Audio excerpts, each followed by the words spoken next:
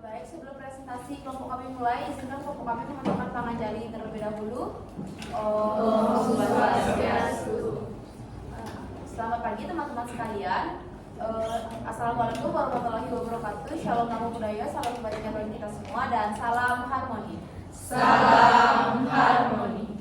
Baik, yang saya hormati Bapak Imade Hendra Sukmayasa MPD selaku dosen pengampu mata kuliah telah kurikulum, dan juga teman-teman sekalian yang saya sayangi yang sudah berhadir pada pertemuan kali ini. Nah, pada kesempatan kali ini kelompok kami yakni kelompok 5 akan mempresentasikan materi mengenai model-model pengembangan kurikulum.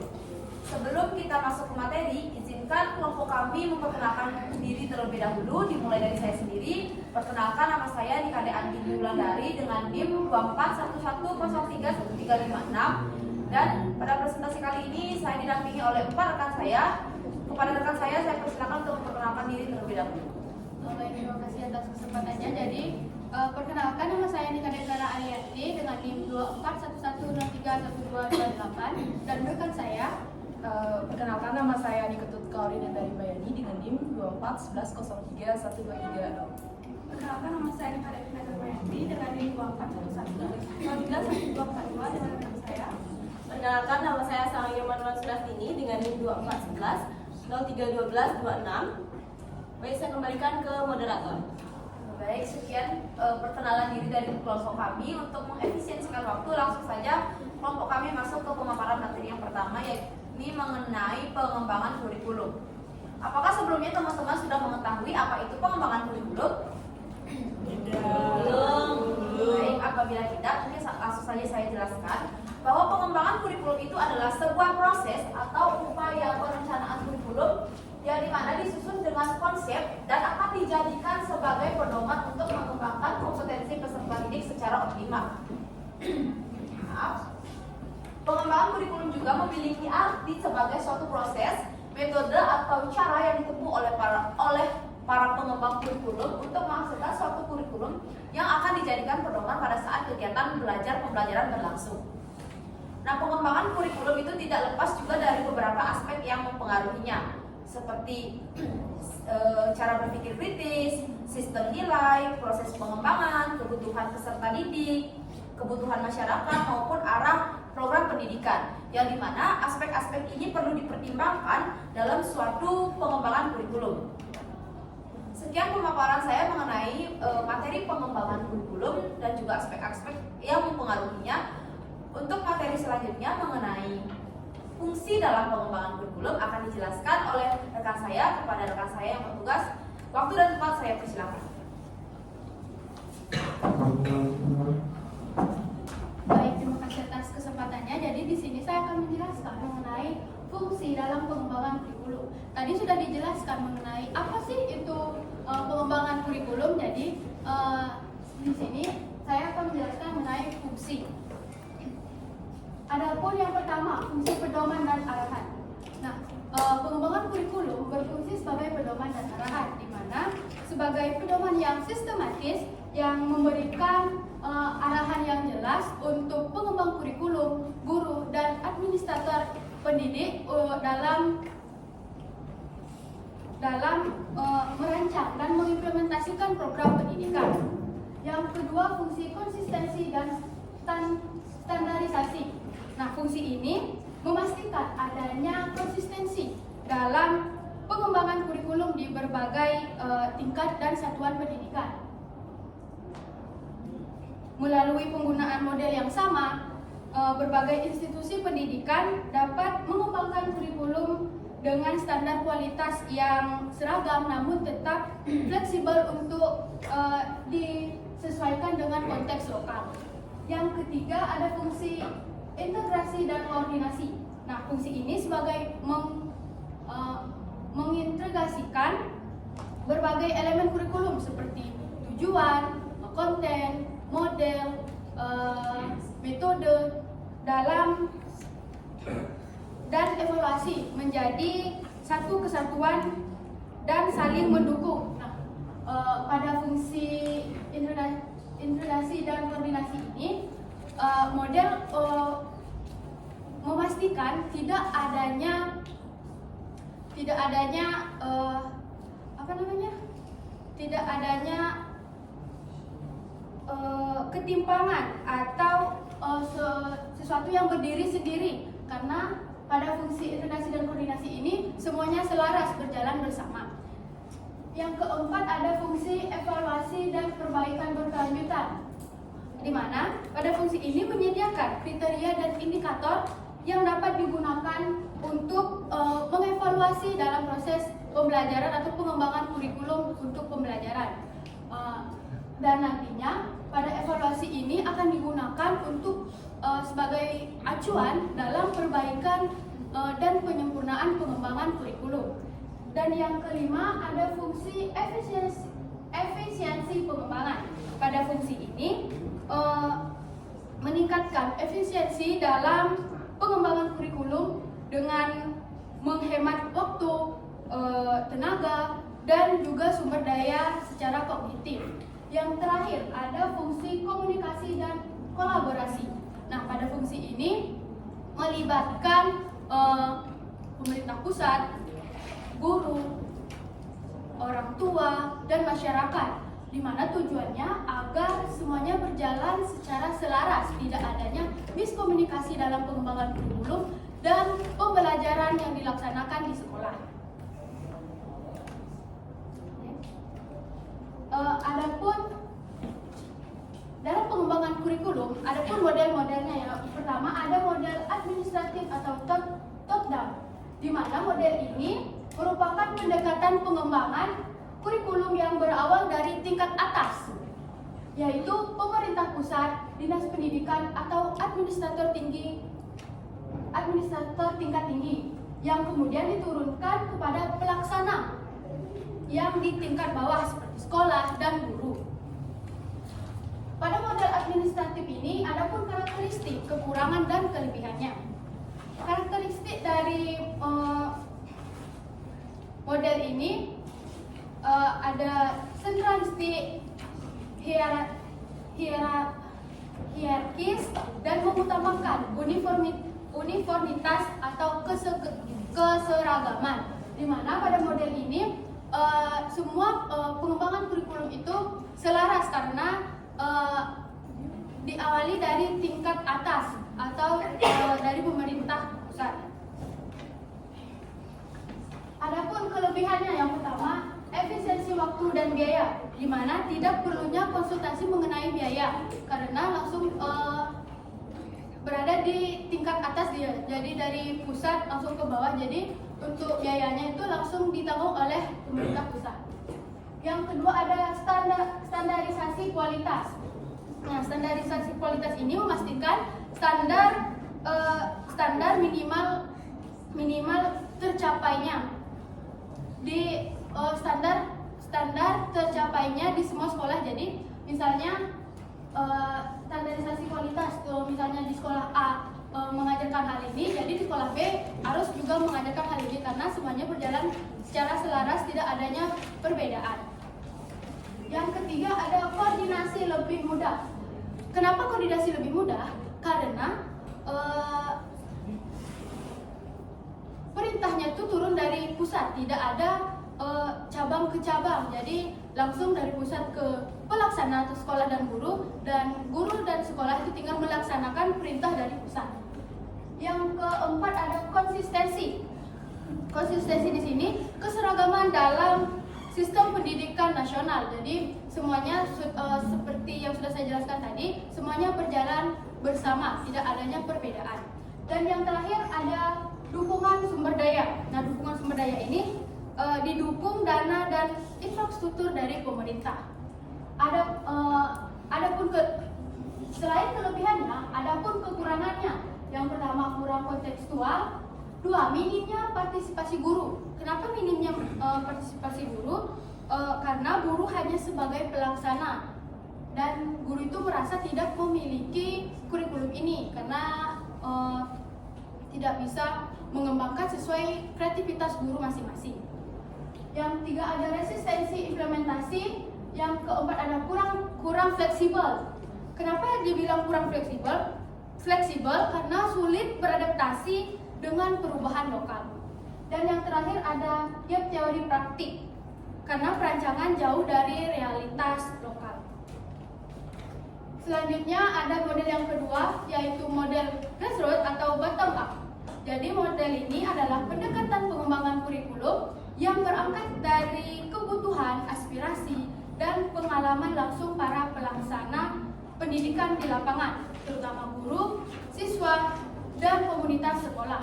Berbeda dengan model administrasi tadi yang bersifat sentralistik, sedangkan model ini, grassroots itu, menekankan partisipasi aktif dan demokratis dalam merancang kurikulum. Nah, sama seperti tadi, pada model ini juga memiliki karakteristik kelebihan dan kekurangannya. Karakteristiknya itu yang bersifat desentralistik, partisipatif, dan kontekstual. Adapun kelebihannya, yang pertama, relevansi tinggi.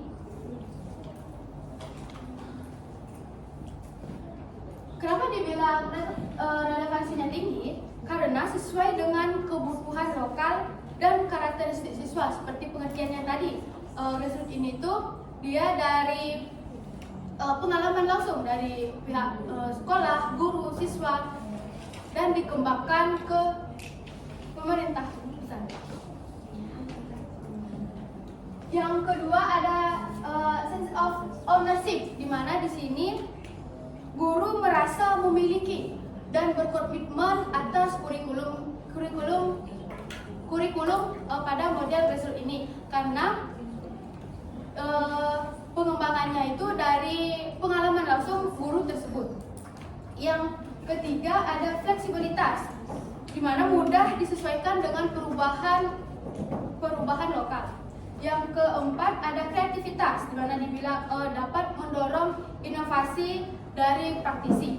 Yang terakhir ada praktis. Kenapa dibilang praktis? Karena langsung dari pengalaman guru dan siswa dan sekolah tersebut. Adapun kekurangannya dari model ini tidak efisien. Kenapa dibilang tidak efisien? Karena memerlukan waktu dan sumber daya yang banyak. Yang kedua ada kurang terstandar. Yang ketiga kompetensi tidak merata. Kenapa dibilang tidak merata? Karena bergantung pada kemampuan guru lokal. Semisal guru tersebut tidak bisa membawakan materi, jadi penyampaian materi pada model ini tuh jadinya tidak dapat dicerna oleh siswa-siswa yang belajar. Yang keempat koordinasi yang sulit, dan yang kelima sumber daya yang terbatas, karena tidak semua sekolah memiliki kapasitas dan infrastruktur yang memadai. Mungkin sekian yang dapat materi yang dapat saya paparkan dan saya jelaskan. Saya harap teman-teman semua dapat memahaminya. Dan saya ucapkan terima kasih. Saya kembalikan ke moderator. Baik, terima kasih Vera atas penyampaian materi yang sangat luar biasa dan juga sangat jelas. Kami berharap teman-teman sekalian bisa mengerti tentang materi yang sudah dijelaskan oleh Vera tadi.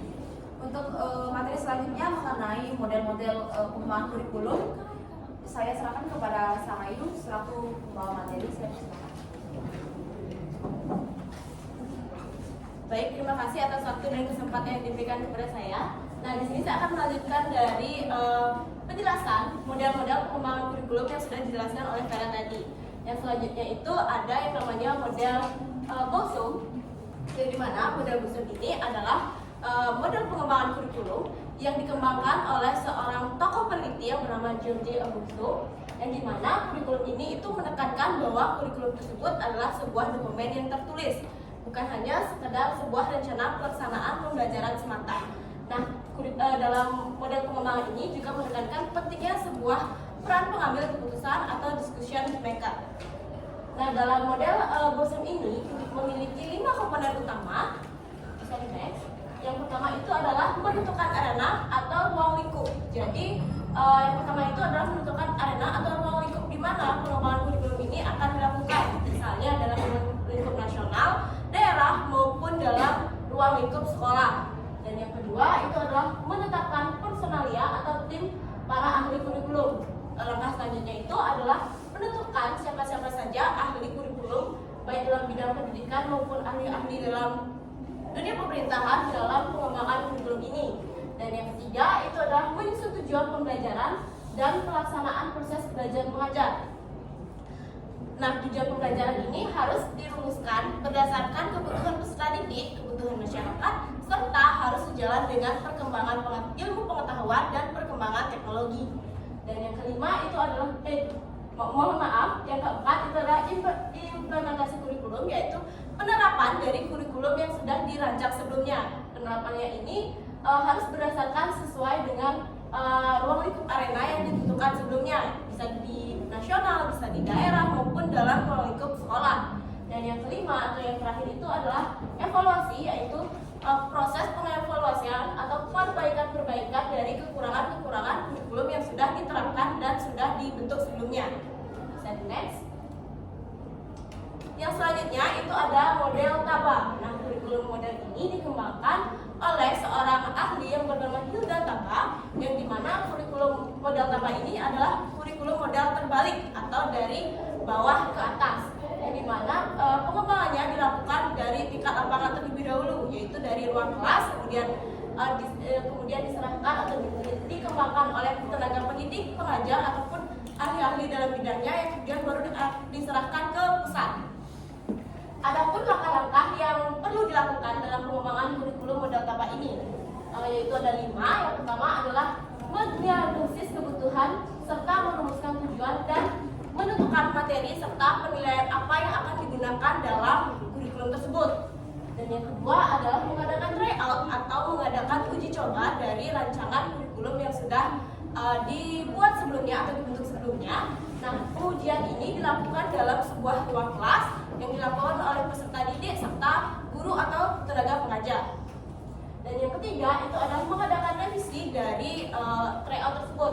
Setelah melaksanakan uji coba dalam ruang kelas, akan dilaksanakannya revisi atau perbaikan untuk kekurangan-kekurangan atau ketidaksesuaian kurikulum pada saat masa uji coba ini. Dan yang keempat itu adalah menyusun kerangka kerja teori. Setelah disusun rancangan kurikulum, kemudian dilaksanakannya uji coba, kemudian diadakannya revisi dari uji coba tersebut, diperlukan adanya sebuah kerangka teori untuk memperkokoh atau memperkuat susunan dari kurikulum tersebut dalam aspek teori. Dan yang kelima itu adalah melaksanakan evaluasi dalam kurikulum ini, yang kemudian setelah dilaksanakannya evaluasi dan disepakati bahwa rancangan kurikulumnya sudah fix atau sudah sepakat, itu akan diumumkannya adanya kurikulum baru. Bisa di next. Dan yang selanjutnya itu adalah pengembangan kurikulum model Taylor. Nah, pengembangan ini dikemukakan oleh Ralph Taylor pada tahun 1949 dalam bukunya yang terkenal dan berjudul Basic Principle of Curriculum and Instrument. Nah, kurikulum ini menekankan pentingnya sebuah tujuan pembelajaran yang tujuan utama pembelajaran ini sebagai kerangka dasar atau peran penting atau peran utama dalam pembentukan sebuah kurikulum. Yang dimana dalam model Taylor ini ada 4 hal yang dianggap fundamental atau dianggap penting untuk mengembangkan sebuah kurikulum. Yang pertama itu adalah menentukan tujuan. Nah, tujuannya ini harus sesuai dengan kebutuhan peserta didik, masyarakat, serta tujuan yang sudah ditetapkan oleh para ahli-ahli dalam bidangnya. Dan yang kedua itu adalah menentukan pengalaman belajar siswa. Nah, pengalaman belajar siswa ini ditentukan harus sesuai dengan tujuan yang sudah ditetapkan sebelumnya. Dan yang ketiga itu adalah mengorganisasi pengalaman belajar siswa, yang dimana pengalaman belajar ini harus sesuai dengan tujuan dan pengalaman belajar yang sudah disepakati sebelumnya. Dan yang terakhir itu adalah mengadakan evaluasi atau perbaikan-perbaikan serta revisi-revisi dari draft kurikulum yang sudah ditetapkan atau diterapkan sebelumnya. Baik, sekian pemaparan model-model pengembangan kurikulum dari saya. Untuk selanjutnya akan dilanjutkan oleh rekan saya. Sebelumnya saya kembalikan ke moderator. Terima kasih. Baik, terima kasih Sang Ayu atas pemaparan materi yang sudah sangat jelas. Untuk model selanjutnya, di model Olivia itu akan dijelaskan oleh saya sendiri. Nah, di mana model Olivia, pengembangan kurikulum Olivia ini dikembangkan oleh Peter F. Olivia, yang di mana beliau menekankan bahwa kurikulum itu merupakan hasil dari proses yang dinamis dan juga kompleks, yang di mana melibatkan berbagai komponen yang saling terkait satu sama lainnya. Nah, model Olivia ini pun juga memiliki kelebihan utama, salah satunya yakni terletak pada keterlibatan berbagai pihak dalam proses pengembangan kurikulum. Nah, dalam proses pengembangan kurikulum ini tidak hanya guru dan juga pihak administrasi saja, akan tetapi peran dari orang tua, siswa serta masyarakat sekitar sangat berperan aktif untuk memastikan bahwa kurikulum yang disusun itu sesuai dan selaras dengan kebutuhan realitas yang ada. Nah, pada model Olivia ini juga ada tahap evaluasi yang dimana pada tahap evaluasi model Olivia itu menekankan perlunya evaluasi secara berkala dan berkesinambungan serta komprehensif yang mencakup aspek proses maupun hasil. Nah, pada tahap evaluasi ini tidak hanya bersifat sumatif yang menilai hasil akhir saja, akan tetapi juga formatif yang dimana memberi umpan balik selama pelaksanaan kurikulum itu. Nah, pada tahap evaluasi ini tidak hanya untuk mengukur keberhasilan dari pelaksanaan kurikulum saja, namun juga sebagai dasar untuk melakukan perbaikan berkepanjangan. Nah, pada model Olivia ini guru memiliki peran yang utama dalam pelaksanaan kurikulum karena mereka atau para guru adalah pihak yang langsung menerapkannya di lapangan. Nah, model Olivia ini juga memiliki model 12 langkah sistematis yang meliputi ada analisis kebutuhan siswa dan masyarakat, perumusan filsafat dan tujuan pendidikan, penetapan tujuan kurikulum dan penetapan tujuan kurikulum umum dan khusus, pengorganisasian dan pengimplementasian kurikulum, penjabaran tujuan pembelajaran umum khusus, penetapan strategi pembelajaran, studi awal strategi evaluasi, implementasi strategi pengajaran, seleksi akhir strategi evaluasi, evaluasi pengajaran, evaluasi kurikulum, dan yang terakhir modifikasi komponen kurikulum. Yang dimana model ini juga menempatkan kurikulum sebagai sistem yang terbuka dan harus sesuai dengan perubahan lingkungan, perkembangan zaman, dan selalu responsif.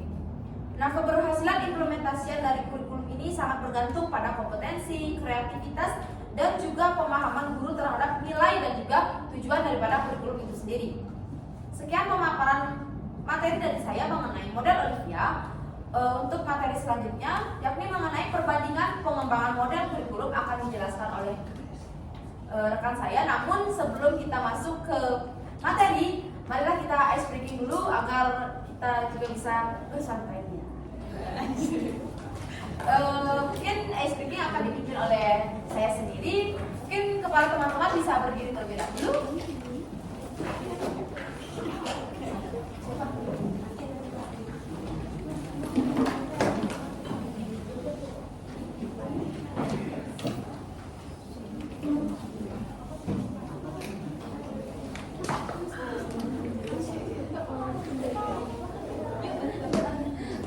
Ice breakingnya itu BIM, BAM, BIDI. Ada teman-teman ada yang tahu sebelumnya? Nggak tahu. Oke, ice breaking BIM, BAM, BIDI itu menggunakan gerakan tepuk, petik jari, dan tepuk paha. Kalau saya bilang BIM, kalian tepuk tangan. Kalau misalnya ke aku, saya bilang BAM itu petik jari, kalau BIM itu tepuk paha.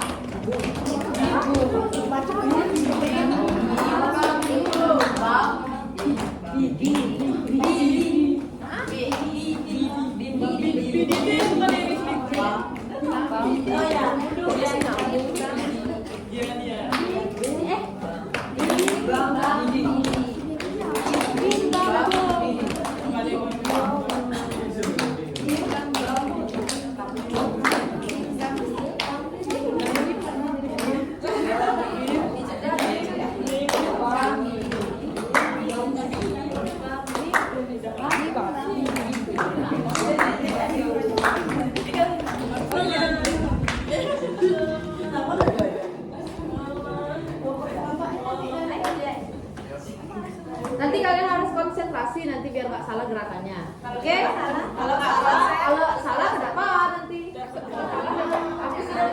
Saya sudah buat tadi ya ice breakingnya nanti. Teman-teman sekalian udah pada siap?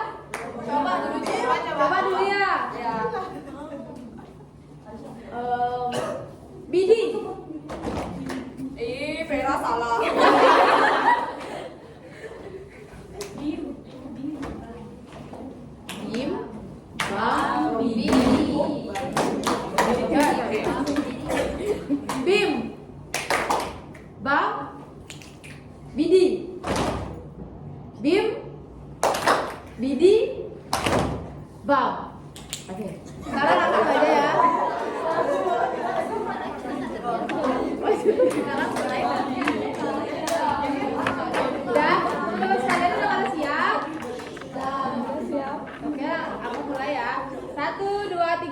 Bam. Vindi salah ya. Ini kita maju dulu. Kasih apa-apa kalau salah. Oh, mungkin karena Vindi salah tadi, mungkin dia kurang fokus, kurang konsentrasi. Sekarang untuk ice breaking saya serahkan kepada Vindi untuk memimpinnya. Oke, terima kasih. Aku akan pimpinnya guys ya. Oke, jadi Bim.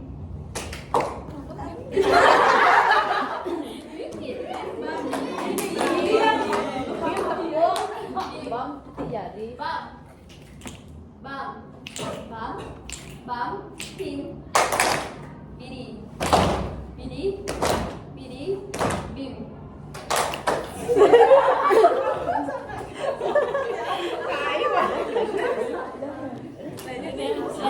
Lagi ya, Apakah udah salah? Terima kasih Vindi karena udah mau bikin ice breaking tadi. Apakah teman-teman masih ada yang mengantuk, masih ada yang bosan? Ada. Oke, nanti kita main games di penghujung presentasi. Nah, sekarang masuk lagi ke materi presentasi mengenai perbandingan pengembangan model kurikulum yang akan dijelaskan oleh rekan saya Vina. Kepada Vina, waktu dan tempat saya persilakan. Terima kasih atas kesempatannya. Di sini saya akan menjelaskan mengenai perbandingan pengembangan model kurikulum di antara model administratif dan model grassroots. Nah, dua model ini memiliki beberapa perbandingan aspek yang berbeda. Yang pertama adalah pengembangannya, ciri utama, peran guru, kelebihan dan kelemahannya. Pada yang pertama, model administratif top down, yang dimana arah pengembangannya itu dari pusat ke sekolah. Artinya kurikulum model ini itu dari otoritas pusat dan kemudian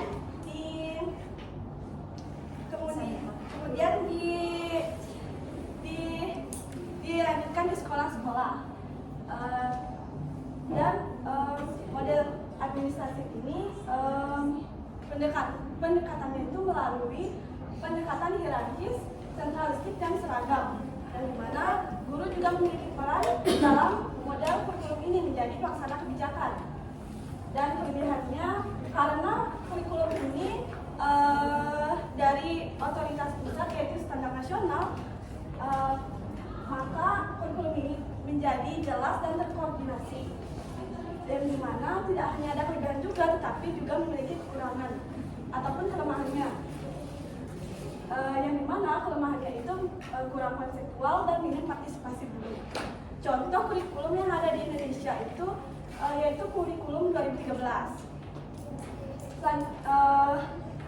Selanjutnya ada model grassroots, yang dimana model grassroots ini pada arah pengembangannya itu dari sekolah ke pusat. Artinya dari sekolah ke pusat itu merupakan kurikulum dari inisiatif guru ke sekolah.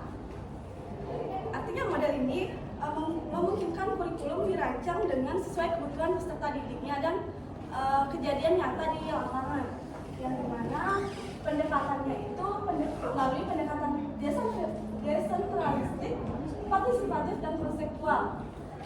Dan di sini juga guru memiliki peran penting menjadi pengembang aktif kurikulum, yang dimana karena model kurikulum ini lebih merujuk ke lokal, maka kurikulum ini menjadi relevan dengan kebutuhan lokal yang menjadi fleksibel dan kreatif.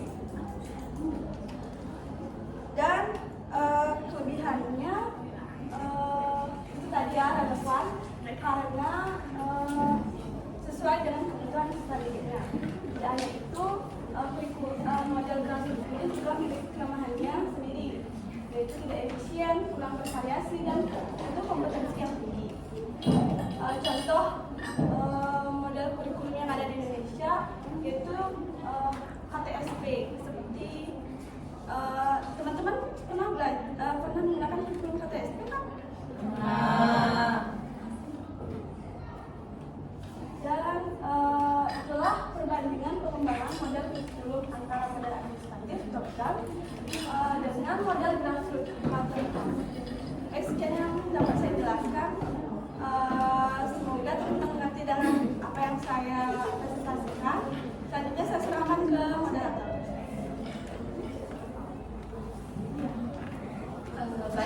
Mas Tina atas penjelasannya yang sudah lengkap tadi.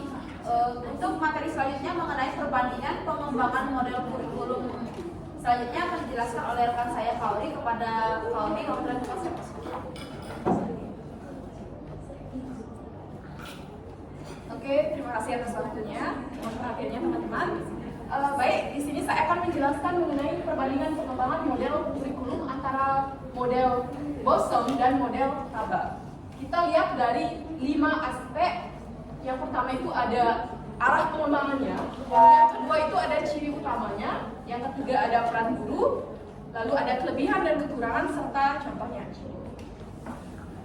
Oke, yang pertama kita bahas tentang model Beckham dan Taba. Untuk Beckham tadi sudah dijelaskan oleh Sahayu, Bosom maksudnya, sudah dijelaskan oleh Sahayu bahwa kurikulum ini bersifat deduktif, artinya dari atas ke bawah, dari pusat ke bawah. Lalu untuk model Taba itu bersifat induktif atau bottom up dari bawah ke atas. Nah, untuk aspek pengembangan dari model Bosom ini itu berasal dari otoritas pusat. Itu misalnya Kemendikbudristek BSNP itu membuat kebijakan arah kurikulum yang nantinya diimplementasikan ke sekolah-sekolah. Artinya yang memegang peran penting dalam pengembangan kurikulum itu berasal dari ranah pusat intinya. Jadi kalau untuk model Taba itu berbeda. Model Taba itu berasal dari bawah dulu baru ke atas, dari bottom baru up. Itu berasal dari sekolah terlebih dahulu. Guru itu melakukan analisis kebutuhan siswa itu seperti apa analisis di lapangan. Nanti guru itu merancang kurikulum, mengembangkan, lalu mengimplementasikannya langsung dan melakukan evaluasi secara langsung. Nah, jika evaluasinya itu dirasa sudah baik, artinya kurikulum itu berjalan dengan efektif, itu bisa diajukan ke pusat untuk bisa diterapkan di tingkat kabupaten, provinsi, atau daerah seperti itu. Lalu untuk ciri utama, nah model Bosom ini ciri utamanya itu adalah sistematis, terstruktur, dan menekankan kurikulum sebagai dokumen tertulis. Tadi sudah dijelaskan oleh rekan saya. Sistematis karena rancangan kerangka awalnya itu disusun di pusat, artinya sudah terencana, terdokumentasi, teradministrasi dengan baik. Oleh karena itu ketika melakukan evaluasi, penilaian, uji coba itu sudah secara sistematis dan terukur, sudah ada tolak ukurnya seperti itu. Lalu untuk ciri utama dari model Taba itu adalah kontekstual dan fleksibel. Nah, kenapa dikatakan kontekstual? Karena ini berasal dari bawah, langsung berasal dari keadaan di lapangan seperti apa. Jadi sifat itu nyata dan kontekstual. Fleksibel karena melibatkan guru, siswa dalam perancangan kurikulumnya. Lalu, nah ini dikembangkan berdasarkan hasil uji coba dan revisi di lapangan. Itu langsung dari bawah ke atas. Peran guru, nah dalam model Bosom ini peran guru itu hanya sebagai pelaksana. Yang perancang itu adalah dari otoritas pusat, baik dari Kemendikbudristek maupun dari BSNP. Nah, kalau di model Taba itu guru sebagai pengembang, sebagai perencana, sebagai pengimplementasi dari kurikulum. Kalau di Bosom guru itu hanya sebagai pelaksana saja. Lalu untuk kelebihan model Bosom itu ada kurikulumnya terarah, terukur, dan mudah dikontrol serta dievaluasi. Seperti yang saya jelaskan tadi, kerangkanya itu disusun oleh pihak otoritas pusat. Jadi itu sudah ada perencanaan, terus ada perancangan tujuan, itu sudah diatur melalui administrasi, dokumentasi yang sudah diatur dan sudah diarahkan seperti itu. Jadi ada juga acuan aspek penilaian itu dari evaluasi itu sudah istilahnya sudah paten gitu ya, sudah dari atas, sudah ditentukan dari awal. Jadinya sistematis, jadi mudah dalam mengevaluasi, mudah dalam melakukan uji coba. Lalu untuk kelebihan dari model Taba itu responsif terhadap kebutuhan siswa. Karena seperti yang sudah saya jelaskan tadi, kan model Taba itu dikembangkan itu dari keadaan lapangan, keadaan bagaimana kebutuhan siswanya, karakteristik siswanya, bagaimana peran guru di dalamnya. Jadi sifatnya itu responsif terhadap kebutuhan siswa, menyesuaikan gitu terhadap kebutuhan siswa, sehingga sifatnya juga fleksibel gitu. Lalu inovatif. Nah, di sini kan perannya guru sebagai perancang kurikulum. Kenapa dikatakan inovatif? Karena guru itu bisa mengembangkan sendiri bagaimana strategi pembelajaran, tujuan pembelajaran, rancangan inti dari komponen-komponen kurikulumnya. Artinya guru ini bisa berkreasi gitu dalam model tambah. Lalu untuk kelemahan BOSEM ini katakan agak kurang fleksibel dan minim partisipasi guru dalam rancangan. Karena kan yang berperan besar itu adalah dari otoritas pusat, sehingga guru ini hanya sebagai pelaksana dari kurikulum yang sudah ada. Gitu. Kurang fleksibel dikatakan karena hanya mengacu pada otoritas pusat, artinya otoritas pusat yang memiliki wewenang yang mengarahkan kemana arahnya kurikulum. Jadi agak sedikit kaku. Yang kelemahan model TABA itu adalah memerlukan waktu yang panjang, karena tadi kan saya jelaskan bahwa perlu analisis dan uji coba di lapangan, itu harus melibatkan banyak pihak. Jadi untuk pengembangannya itu memerlukan waktu yang cukup lama, serta memerlukan banyak sumber daya manusia, misalnya seperti guru yang harus memiliki kompetensi yang tinggi, karena di sini kuncinya adalah guru sebagai pengembang kurikulum. Jadi itu dari pihak guru itu harus betul-betul memiliki kompetensi yang tinggi, bagaimana dia itu mampu merancang kurikulum, mengembangkan kurikulum, mengevaluasi secara mandiri seperti itu. Lalu untuk contohnya, misalnya model BOSEM itu dari atas ke bawah, up down. Contohnya kurikulum merdeka. Kurikulum merdeka itu kan rancangan dari Kemendikbudristek. Nah di sana di sekolah-sekolah tinggal mengimplementasikan bahwa dari Kemendikbudristek bahwa sekarang ini menggunakan kurikulum merdeka. Intinya seperti itu. Kalau model TABA itu kan dari guru dari bawah dulu, dari guru dulu baru ke atas kan gitu maksudnya. Jadi contohnya itu seperti misalnya KTSP. Di KTSP itu kan guru memiliki kewenangan dalam merancang isi dari komponen-komponen kurikulum, merencanakan serta melakukan evaluasi di dalamnya. Jadi di sini di KTSP itu bisa masuk ke dalam pengembangan jenis model TABA. Next. Oke, untuk sekarang itu ada Tiller dan model Olivia. Saya akan menjelaskan perbandingannya dari 5 aspek juga. Yang pertama, untuk Tiller itu bersifat rasional deduktif, dimulai dari penentuan tujuan pendidikan sebagai dasar utama pengembangan kurikulum. Sama ini, up down, sama seperti BOSEM, tapi bedanya kalau BOSEM itu lebih mengarah ke ranah otoritas pusat yang menentukan arah kurikulum kemana. Kalau ini tuh lebih ke isi kurikulumnya. Yang dimaksud dari atas ke bawah ini di Tiller ini lebih ke isi kurikulumnya, komponen-komponen di dalamnya. Misalnya, contohnya CP, capaian pembelajaran. Capaian pembelajaran itu ditentukan oleh Kemendikbudristek, itu berasal dari otoritas pusat. Nah dari otoritas pusat itu baru diimplementasikan oleh guru ke siswanya dengan caranya sendiri, cara guru sesuai dengan strategi guru, lalu dievaluasi apakah CP itu bisa tercapai dengan metode yang dilakukan oleh guru. Jika belum, guru tetap melakukan evaluasi terhadap strategi pembelajarannya. Jadi pada intinya sistematika dari model Tiller ini adalah penentuan tujuan, lalu pengamalan di kelas, lalu evaluasi. Selanjutnya itu untuk model Olivia. Kalau tadi itu ada yang model pengembangan yang sifat arah pengembangannya itu dari bawah ke atas atau dari atas ke bawah. Kalau Olivia ini bersifat fleksibel, bisa dari atas ke bawah, di bawah bisa mengevaluasi dari pihak sekolah, bisa mengevaluasi kerangka pengembangan kurikulum dari atas. Jadinya adanya siklus timbal balik. Artinya yang paling fleksibel itu adalah Olivia. Prosesnya itu berkelanjutan juga, misalnya kalau dari atas diturunkan kebijakan kurikulum, tapi dari guru itu mengevaluasi itu bisa. Misalnya dari guru juga bisa mengembangkan atau menambahkan dari kebijakan kurikulum yang telah diturunkan oleh otoritas pusat. Lalu untuk ciri utama dari Tiller itu mengutamakan 4 komponen, yaitu tujuan, pengalaman belajar, organisasi pengalaman, dan evaluasi hasil belajar.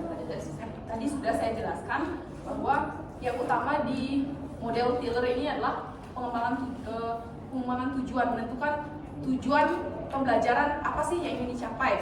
Artinya isinya itu dikembangkan dari umum ke khusus gitu misalnya. umum ke khusus dalam artian tujuan dulu ditentukan, tujuan pembelajaran dulu ditentukan, baru nanti diimplementasikan ke sekolah-sekolah. Bukan seperti tadi yang TABA itu kan bagaimana kebutuhan siswa itu ditentukan dulu, baru nanti tujuannya baru ditentukan. Artinya kalau di Tyler itu tujuan dulu ditentukan, baru nanti diimplementasikan ke sekolah-sekolah. Lalu untuk ciri utama model Olivia itu menggunakan 12 langkah, tadi sudah dijelaskan oleh Anggi. Menempatkan kurikulum sebagai sistem terbuka yang responsif terhadap perubahan lingkungan. Artinya itu menyesuaikan dengan perkembangan zaman, digitalisasi. Artinya fleksibel dia sifatnya, tidak kaku. Lalu untuk peran guru di model Taylor ini, guru itu sebagai yang dimana model Taylor itu dilaksanakan oleh ahli kurikulum atau tim pusat dengan fokus pada perumusan tujuan dan evaluasi belajar. Guru juga sebagai pelaksana sekaligus bisa mengevaluasi strategi pembelajaran yang dilakukan di kelas, apakah sudah mencapai CP atau belum. Kalau belum, ya dievaluasi lagi. Lalu untuk peran guru pada model Olivia itu perannya juga aktif. Kalau model Olivia ini melibatkan berbagai banyak pihak, baik pihak otoritas pusat, baik itu dari orang tua, baik itu dari siswanya, baik itu dari pihak sekolahnya. Jadinya melibatkan banyak pihak. Lalu untuk kelebihan dari kurikulum Taylor itu kurikulumnya lebih terarah, mudah diatur, mudah dievaluasi, serta menekankan keterpaduan antara tujuan dan hasil belajar. Ini hampir mirip dengan yang di Boston, tapi bedanya ini fokus pada akademik, fokus pada isi dari kurikulum itu. Lalu untuk kelebihan model Olivia itu tentunya fleksibel. Kenapa dikatakan partisipasif? Karena melibatkan berbagai banyak pihak. Lalu serta adaptif, artinya itu tidak ketinggalan zaman, artinya menyesuaikan dengan perkembangan zaman. Lalu untuk kelemahan dari model Taylor ini adalah kurang memperhatikan konteks sosial budaya, karena tujuan pembelajaran itu sudah ditetapkan di otoritas pusat, jadi kurang memperhatikan konteks budaya sosial di sekolah-sekolah. Lalu untuk kelemahan dari model Olivia itu membutuhkan waktu, koordinasi, dan sumber daya yang besar karena pelaksanaannya cukup kompleks. Nah, sebenarnya model Olivia ini model yang paling lengkap, paling kompleks. Kekurangannya yaitu karena melibatkan banyak pihak, jadi harus butuh koordinasi yang lebih, harus butuh waktu yang cukup lama karena sifatnya itu fleksibel. Lalu untuk contoh Taylor itu ada kurikulum berbasis tujuan atau objektif based kurikulum. Itu biasanya di berbagai negara itu sudah ada diterapkan. Lalu untuk model Olivia itu ada namanya kurikulum berbasis partisipasi masyarakat dan pendidikan berkelanjutan di tingkat sekolah maupun nasional. Baik, sekian penjelasan dari saya. Untuk waktu dan tempat diserahkan kepada moderator.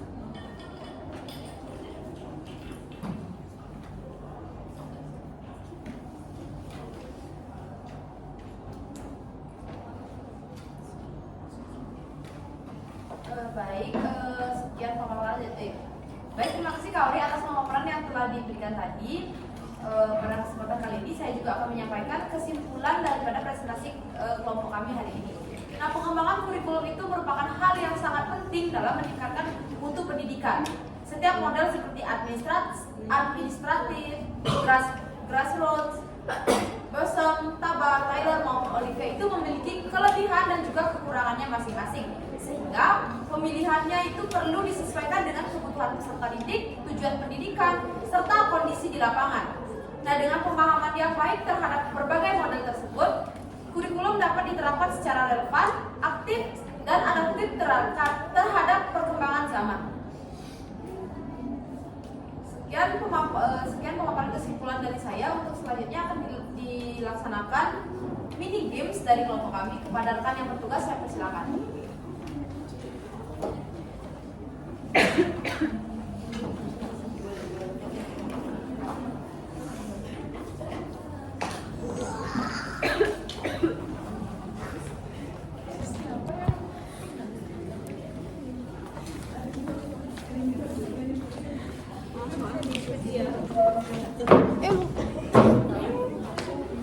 Pak, saya hampir jatuh.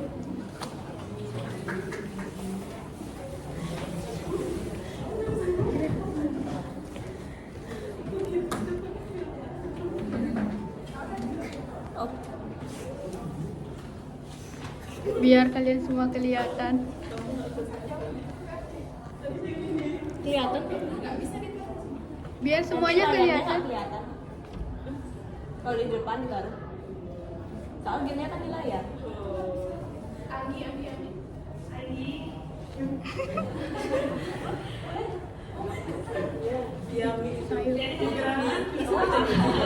Bakalan main dua games. Yang pertama itu ada fun games, yang kedua itu ada question games.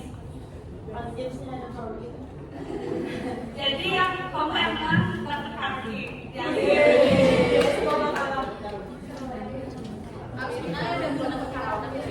Jadi ini bentuk gamesnya itu kayak puzzle gitu ya, kayak kotak-kotak. Nanti bakalan milih satu kotak. Tapi sebelum mulai kita bagi dua kelompok dulu.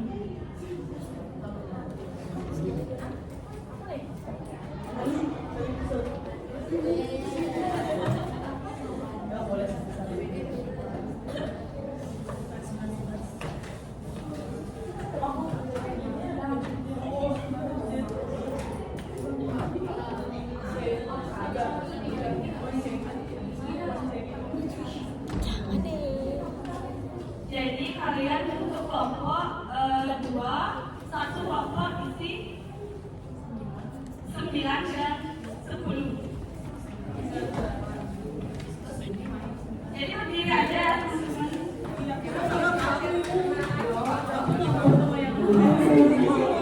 Nanti sedikit makin bakal ketahuan siapa yang di atas, siapa yang ke atas. Jadi kalian ketahuan ya, siapa yang ada di mana, siapa yang ada di mana.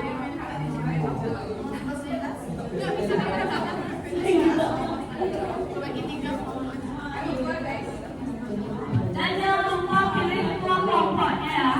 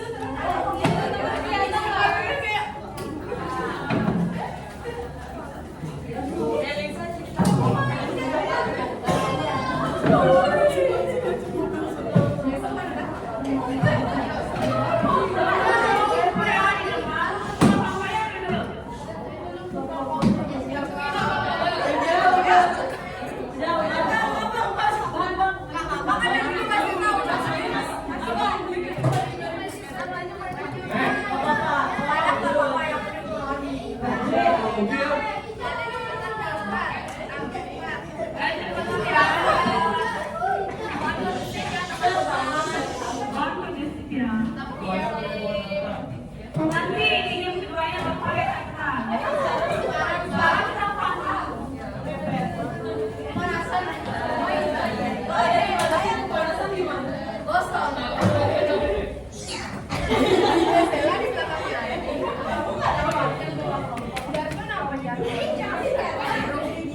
Kita bagi dua kelompok dulu ya.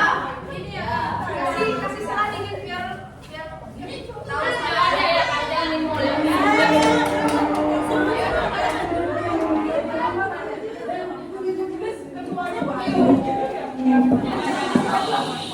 Tentang konduksi. Jadi sebelah kanan saya itu kelompok Tyler, sebelah kiri kelompok Olivia.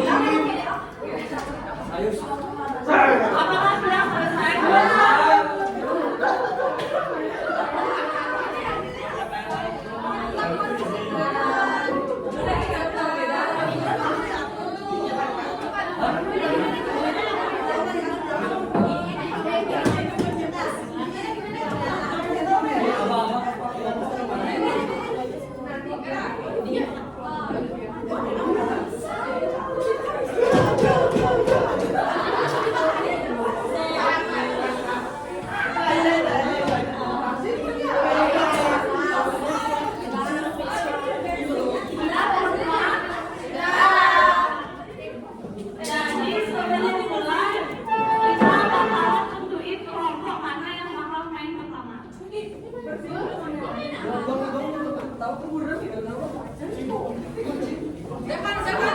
Udah? Siap?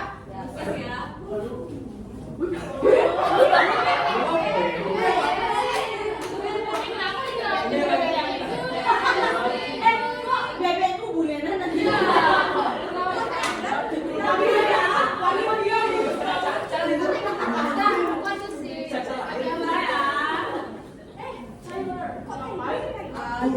Kuning.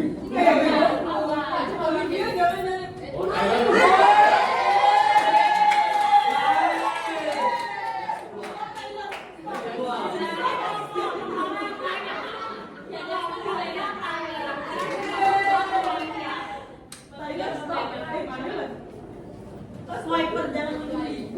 Kamu begini.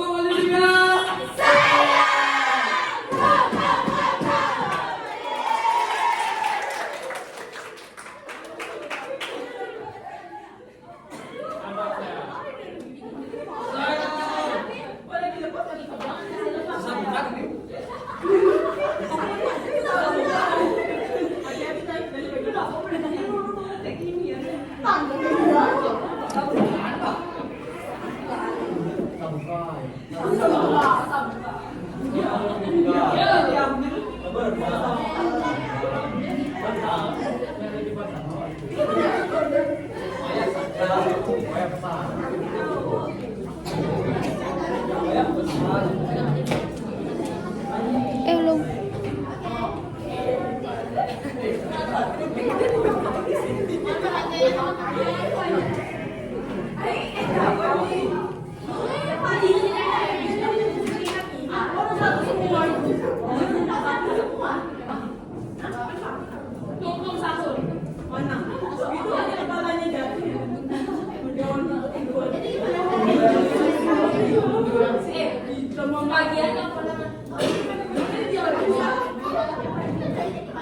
Jadi cara mainnya kan kompak aja dulu yang pertama mainkan, jadi bebas pilih yang mana aja. Dan di salah satu kotak ini tuh ada yang song, ada juga keberuntungan.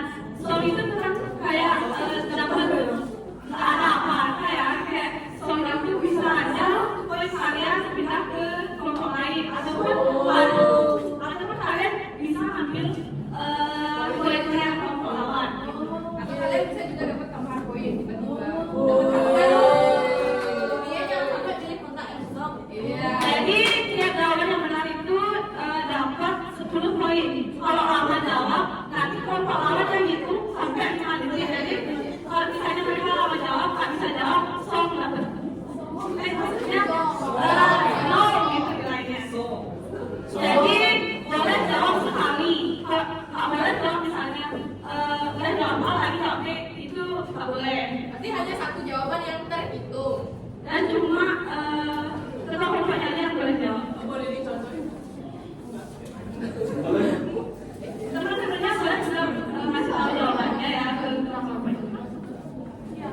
Ini tetap dapat contohnya misalnya.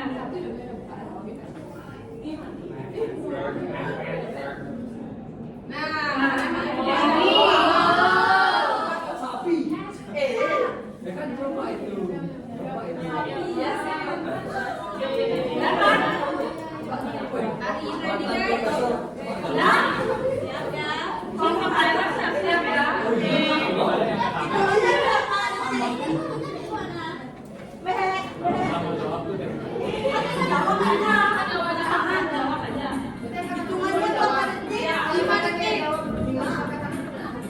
Kalau misalnya kayak kita gitu juga nggak jawab, kalian itu 5 detik. Jadinya harus.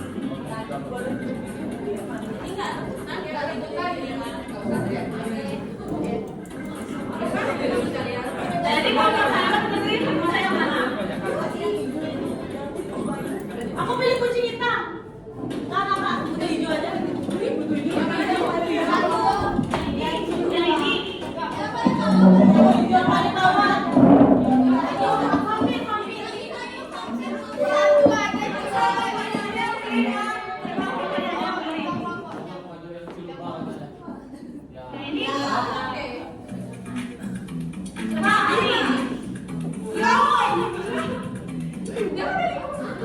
Maksudnya gimana nih? Intinya suka gambar sama hati. Pahami.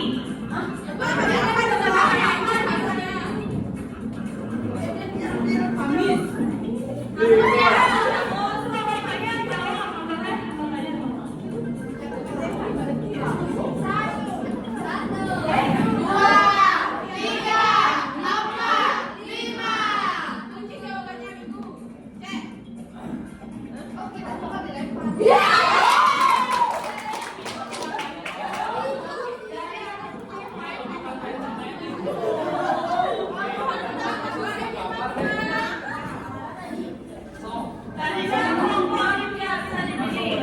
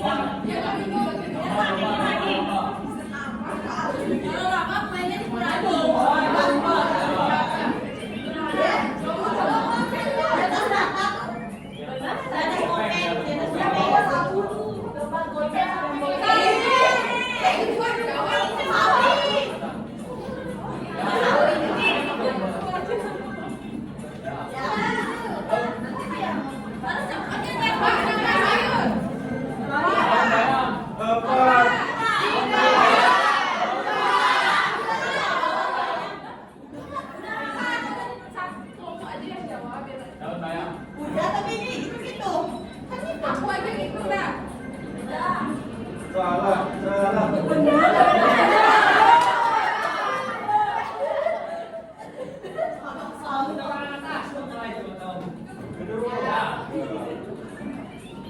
Pak, sama makanan.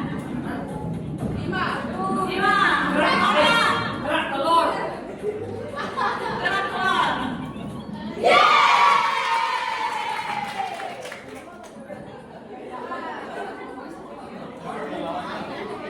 Bapak saya langsung ya pilih kemana? Yang ini?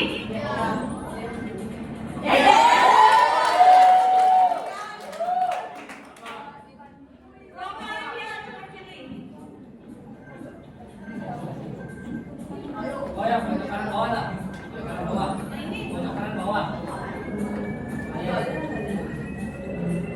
Ambil kue dari kelompok Thailand.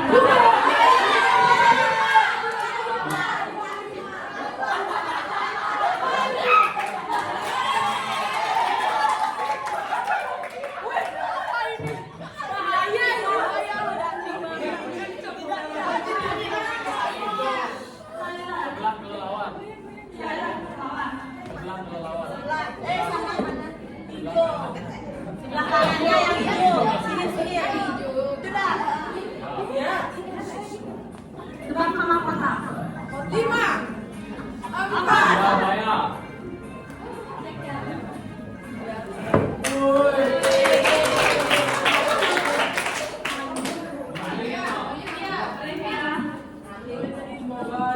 Siapin dulu yang Thailand, siapin yang mana?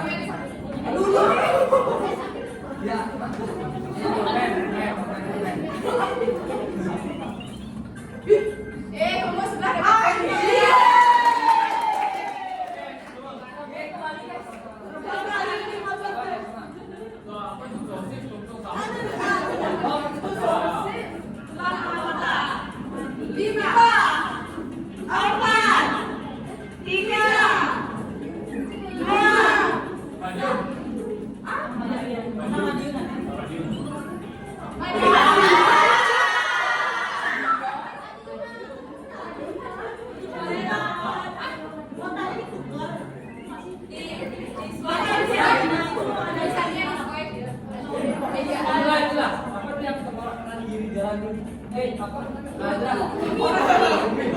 Tebak nama negara.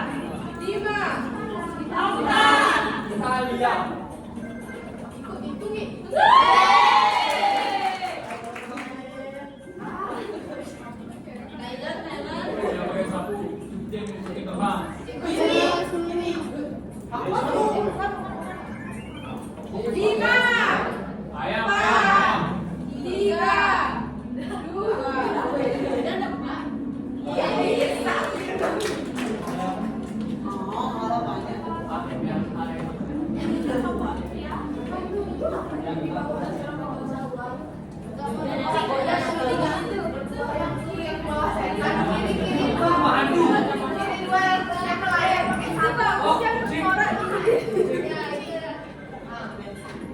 Tebak nama negara.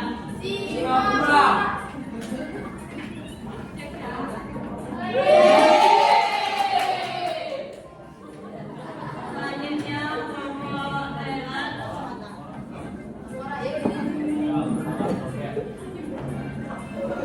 Tebak nama makanan.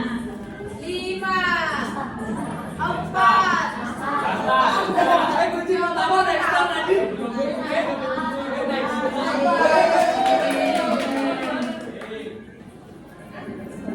Selanjutnya kelompok Olivia.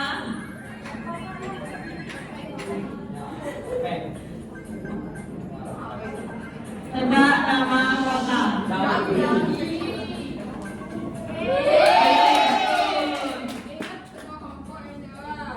Selanjutnya kelompok Thailand.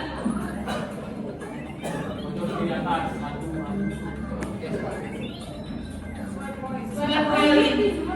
Selanjutnya kelompok Olivia.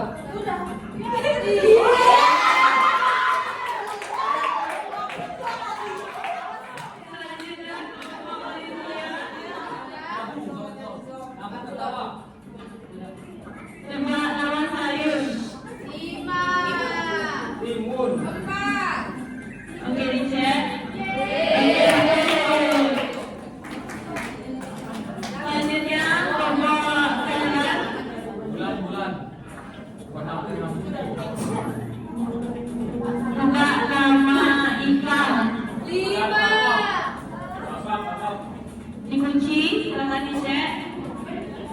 Oke, betul. Selanjutnya kelompok Olivia.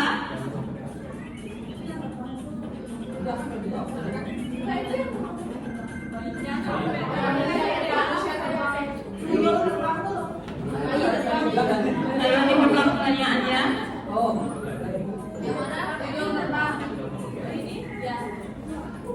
Tebak nama hewan. Dikunci, silakan dicek. Oke, betul. Selanjutnya kelompok Olivia. Ellen.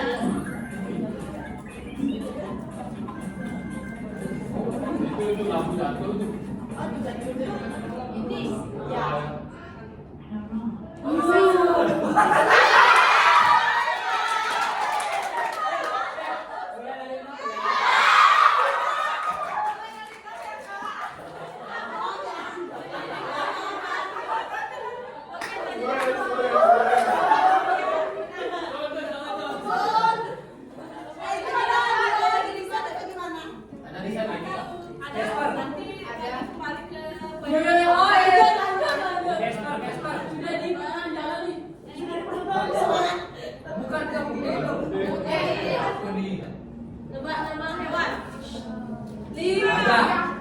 Gajah.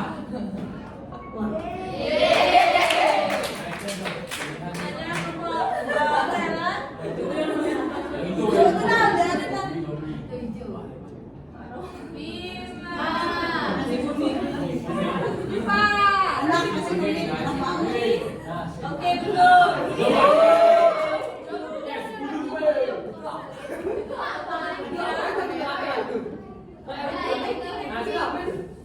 Yang ini? Donat di si kelelawar. Pilih yang mana? Jambi.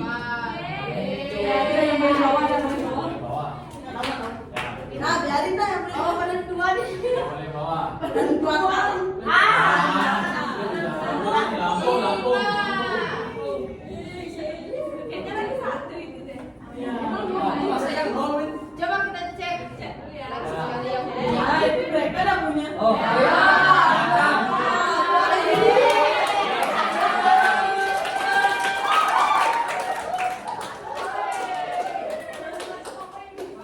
Boleh ambil yang mana mau? Game ini itu adalah kelompok Olivia dengan poin 105.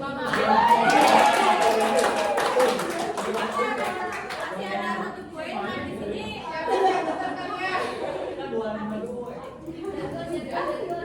siapin catatan kalian. Nah, di sini bakal kelihatan siapa yang ketik 5 sampai yang enggak. Yang menang dapat karaoke. Aturannya masih sama, yang bisa jawab itu cuma ketua kelompok. yang kita mau tanya itu boleh ngasih tahu jawaban ke kelompok kelompoknya. Kelompok boleh nggak tentang? Boleh. Tidak boleh itu harus kita profesi. Ada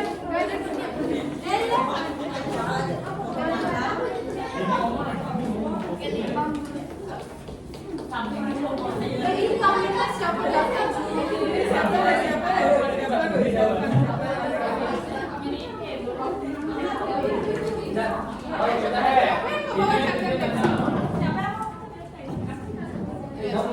Ini bertanya, ini boleh pakai HB. Tidak. Jawab aja.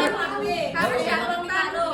HP ditaruh, hanya yang catatan aja yang berlaku. Siapa nih? Maksudnya buat laptop. Bisa ya?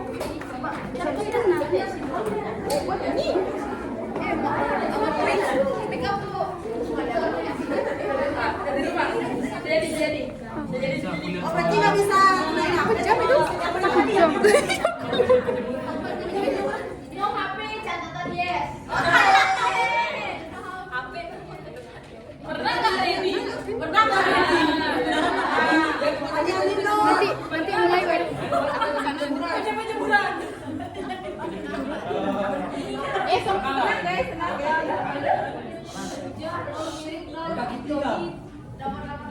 Ini nggak ada lah ya. Kondisif ya, masih di setting, sabar. Ingat ya, nggak boleh pakai HP, hanya diperbolehkan menggunakan catatan. Catatan dan ingatan kalian. Iya.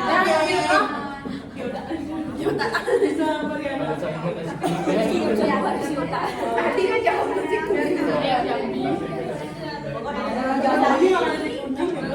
Tiap pagi dia tuh aku ingat poin 3 di kelas aja. Semangat merah. Sama ini bukannya Enggak ada song. Nggak tahu sih. Sesuai dia melihat kekecewaan kita. Bukan lagi jawaban. Reset poin. Kalau paling menyebalkan Tuhan hari itu ini. adil. Tuhan itu maha taala. Tuhan itu adil. Udah poin ini. Baru juga.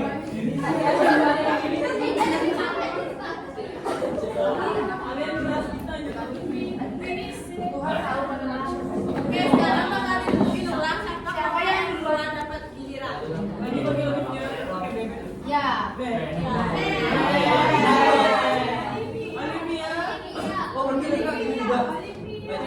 Yang depan, aku dapat masuk giliran. sesuai dengan beliau sila.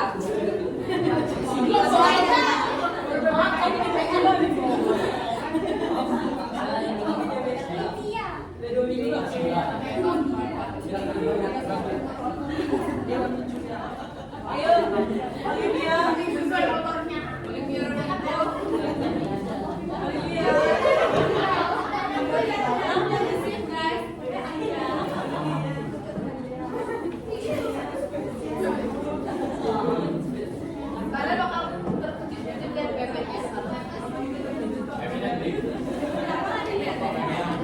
Bebeknya diganti ya. Kan kamu bebeknya yang lulusan masa mau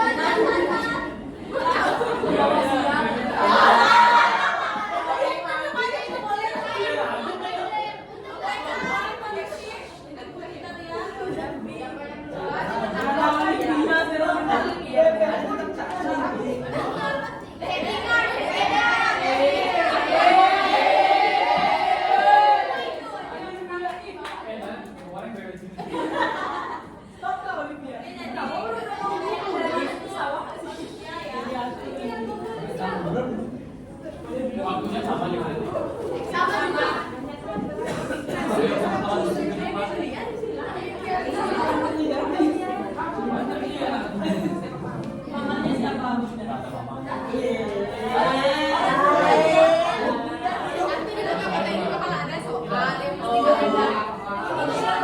Aturan mainnya kayak tadi juga, tapi bedanya tadi kan kita nebak kata. Sekarang di sini nebak sekarang ini jawab materi terkait materi presentasi tadi.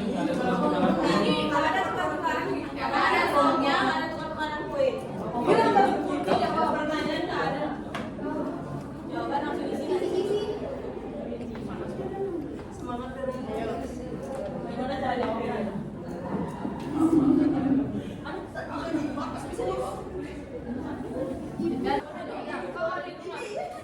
Teman-teman, apakah sudah siap? Sebelum mulai kita tes jawaban lagi sekali.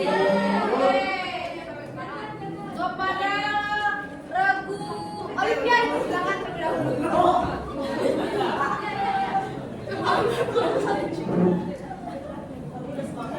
kasih.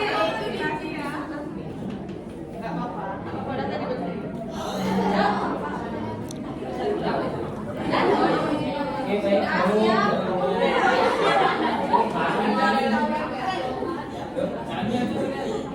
Satu, dua, tiga. Kelompok Olimpia.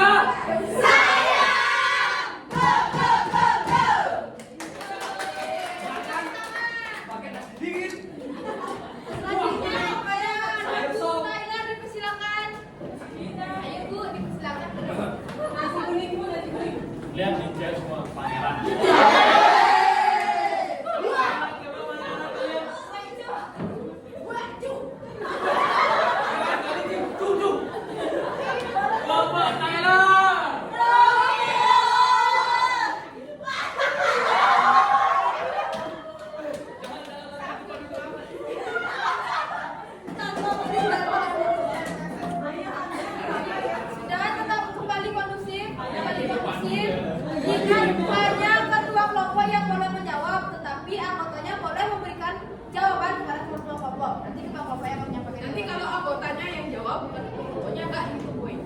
Oke. Aku yang terbuka-buka. Tetap kondusif. Visinya 5 detik. Visi seperti tadi. Mulai. Oke, kelompok yang tadi menang Olivia, silakan memilih.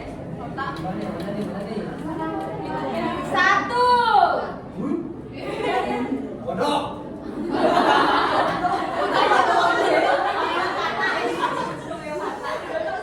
Aku ikut aja sama aku. Dalam model Boston, siapa yang berperan penting dalam menentukan isi kurikulum? C.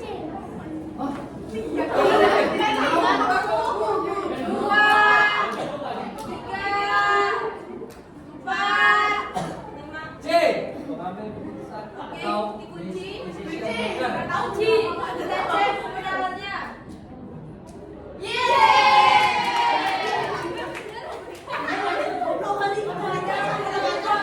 Silakan dipilih Love you. Love you too. Faktor eksternal yang mempengaruhi pengembangan kurikulum seperti pengembangan ilmu pengetahuan, teknologi, dan tuntutan dunia kerja termasuk dalam faktor 1, 2. Silakan dicek. Jangan salah no.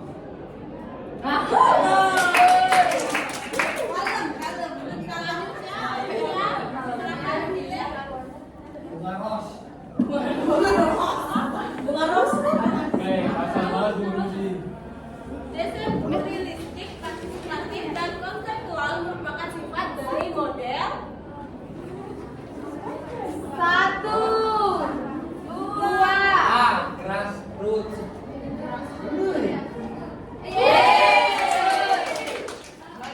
Selanjutnya, kelompok Thailand akan memilih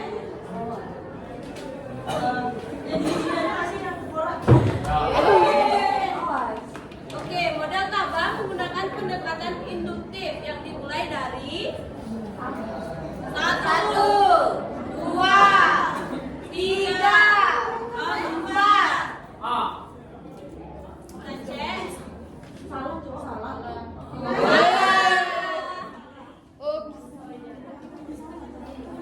Langsung Olivia akan memilih.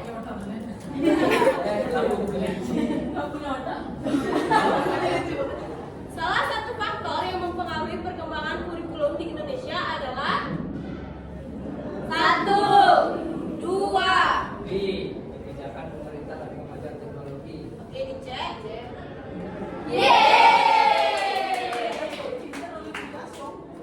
Selanjutnya, Thailand akan memilih. Itu yang keliru.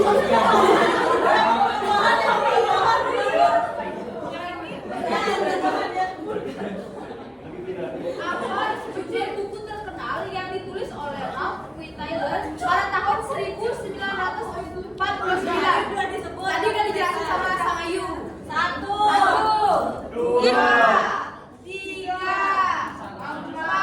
C.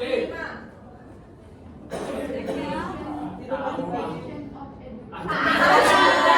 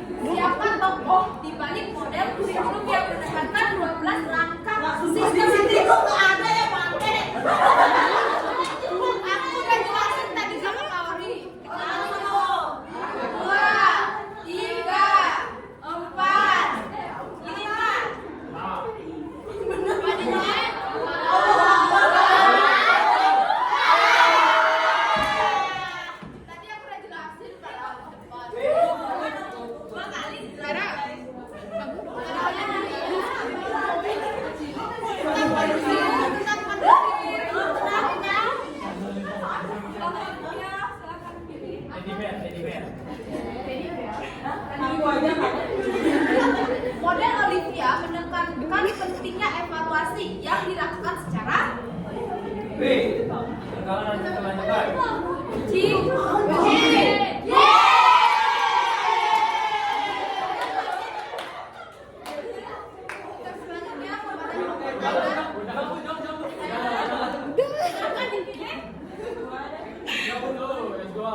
itu ada cacing yang berwarna biru loh.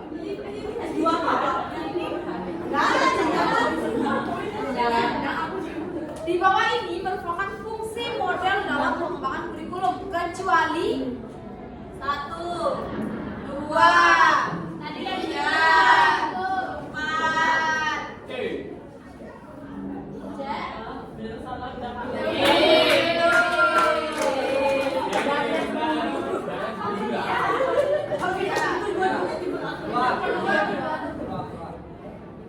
Tujuan utama model Thailand adalah 1, 2, 3, 4. C. Jangan tahu sih benar. Coba sih juga.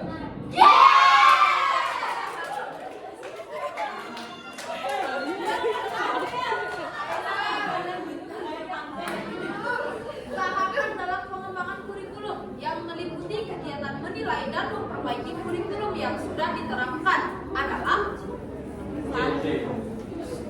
cek ya. Tahun terakhir udah cek. Betul.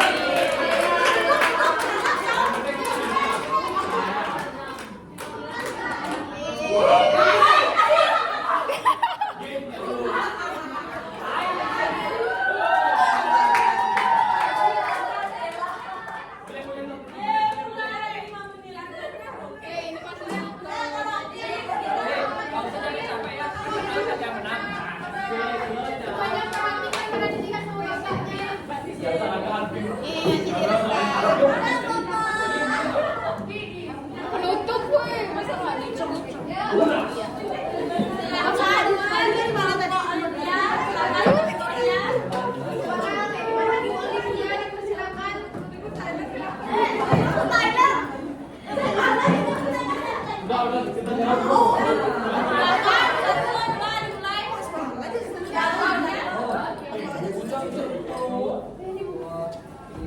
Kelompok Olimpiade.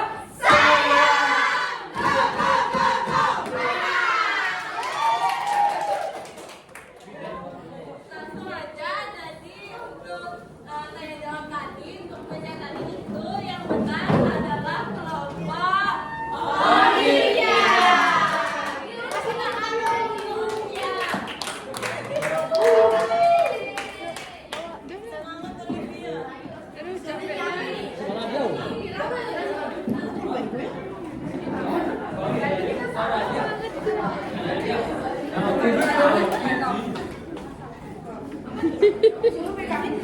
Tolong aku lagi. Ini tumbler. Tabe-tabe. Di sana apa mereka yang lihat? Tidak lihat.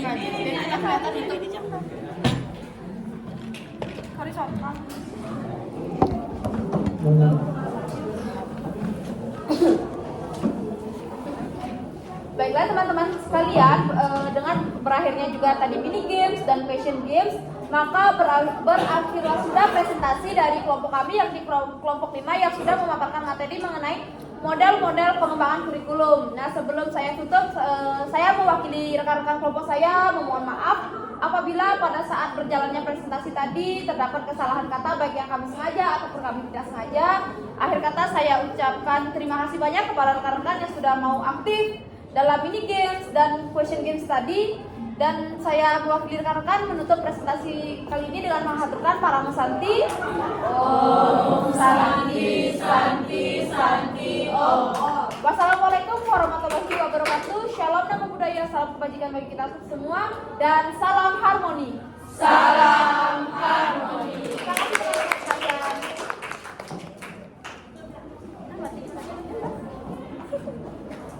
Matiin ya. Dimatiin. Dimatiin anak. Baik, Bapak baru saja sampai dari Halo Pak, terima kasih. Ini upload ke Drive.